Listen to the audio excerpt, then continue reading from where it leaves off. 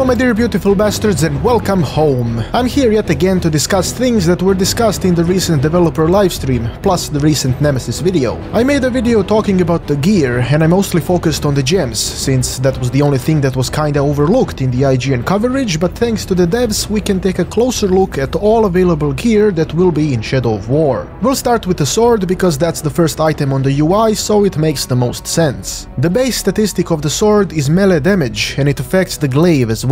If you forgot, the glaive is a very long stick sword that allows you to swipe multiple orcs at once. Since the sword is a melee weapon, it has melee attributes. This means that when you have a sword that gives you additional melee damage or any other melee related boost, it will affect the dagger as well, because the dagger is also a melee weapon. Now when it comes to the dagger, its base stat is stealth damage. Basically when you approach an enemy from stealth, they will always be stabbed with a dagger. As I mentioned a moment ago, the dagger can share the properties of the sword, as long as it is related to melee damage, because stealth damage is actually melee damage as well. Unfortunately, they didn't talk much about the sword or dagger because Mike had to go away. I suspect he needed to poop, but they didn't really go into detail about that.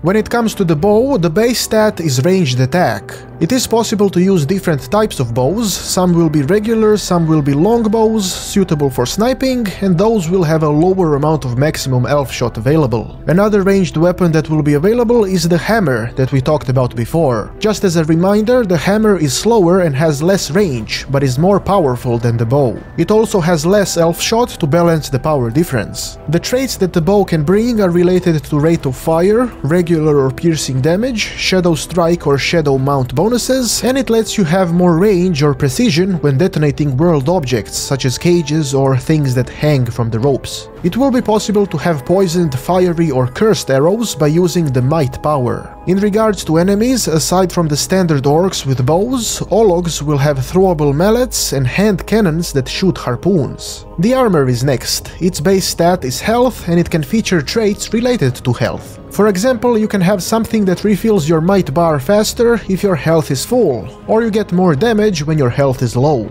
Armors will be obtainable through Orc Murder, and you don't actually get the armor from the orc's body, you simply get it as a reward for murdering him. There are 9 confirmed legendary sets of armor, 1 per each orc tribe, 1 from a collectible set, 1 from Nazgul, and 2 additional sets from the DLC tribes. The cloak's base stat is stealth. Stealth represents Talion's ability to stay hidden, which is pretty obvious now when I say it. Basically, as your stealth number grows, the detection meter is slower and you're able to maneuver around without being seen. Common traits associated with the cloak are related to speed and time, such as reduction of the duration of curses, poisons and fires. It is not customizable and it is called cloak and not cape because Tolkien never used the word cape to describe it.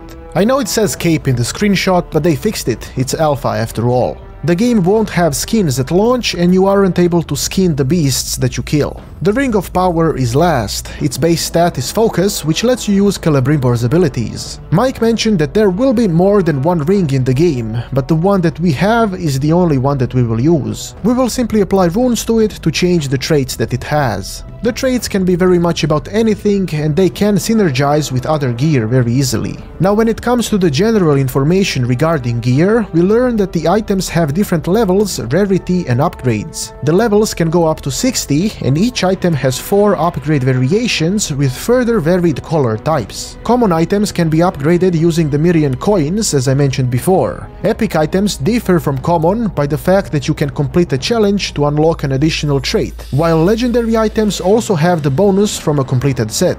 Furthermore, legendary items can be upgraded much further compared to common. They didn't mention how much exactly, but since there are 4 upgrade variations, I suspect that may be the limit, but we don't know yet. The armor and weapons have no durability, and as you upgrade it, it will get more ornaments and fancy shapes that will indicate that it is indeed upgraded. The gems that I talked about in the previous video are as I assumed, separated by tiers, and you can combine multiple gems of the same type to create a gem of higher quality. They also confirmed that the stats of the gems will differ based on the slot they're in. Once the gem is placed, it can't be removed unless you decide to destroy the weapon, then you can get the gem back. Otherwise, the only way to remove the gem from the slot is by overwriting it with another gem. If you want to search for specific gems, you can't do that exactly, but we know that rare beasts drop gems, so all you gotta do is get a feral overlord in a region, issue hunting orders, and then follow your orcs around until they find a rare beast. Orcs with orders will not bring back gems, you need to go with them and kill the beast yourself. It will be possible to manipulate the gear that gets dropped from killed orcs. The dropped gear will be influenced by the way you kill the orc in question. For example, if you kill them by shooting them in the head with a fiery arrow, there will be a big chance that the dropped item will either be a bow with fire-related traits or a rune with fire or ranged stats. It is a very cool way of adding even more randomness to the game, even though this type of randomness is kinda calculated since you can simply start murdering everyone with fire and have the most glorious fiery set. Encountering a fire-immune legendary overlord might become a problem then, so mixing things up will certainly be useful.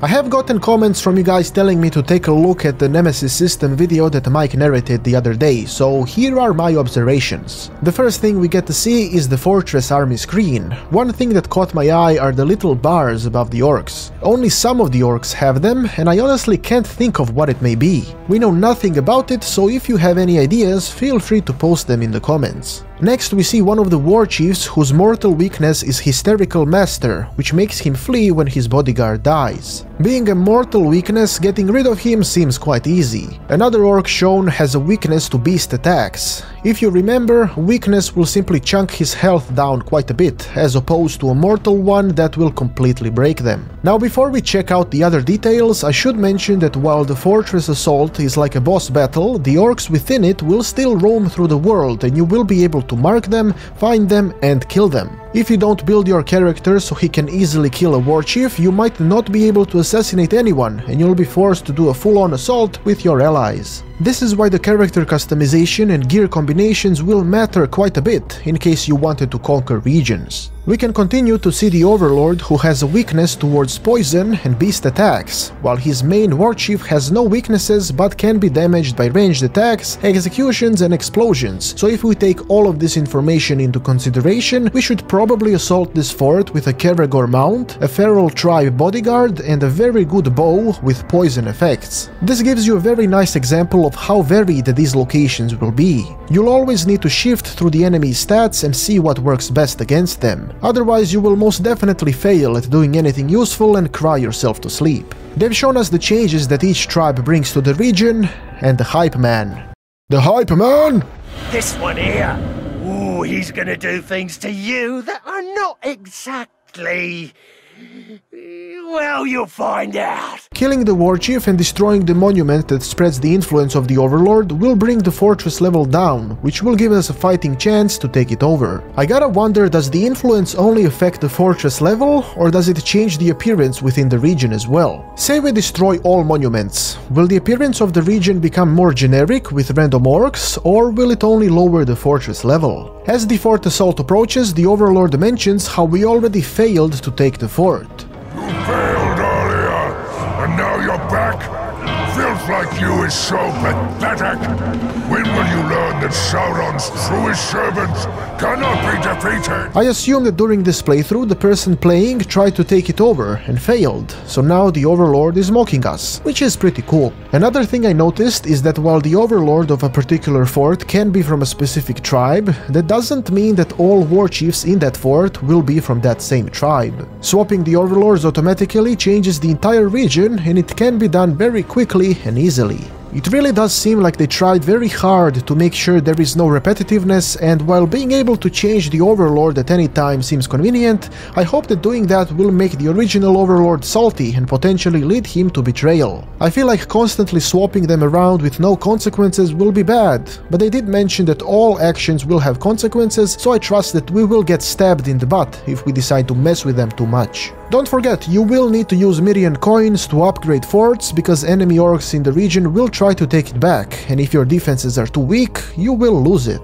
That's all from me for now, and with the end of April comes the end of IGN First for Shadow of War, but don't worry, I will still seek new information and gameplay at all times. If you wish to join the glorious fan-made community of Monolith, please join the Discord that will be linked below. Thanks for watching, and make sure to let me know what interests you the most about Shadow of War. I have been Petard, your glorious lord, and may the blessings of Petardia eternally touch your butt.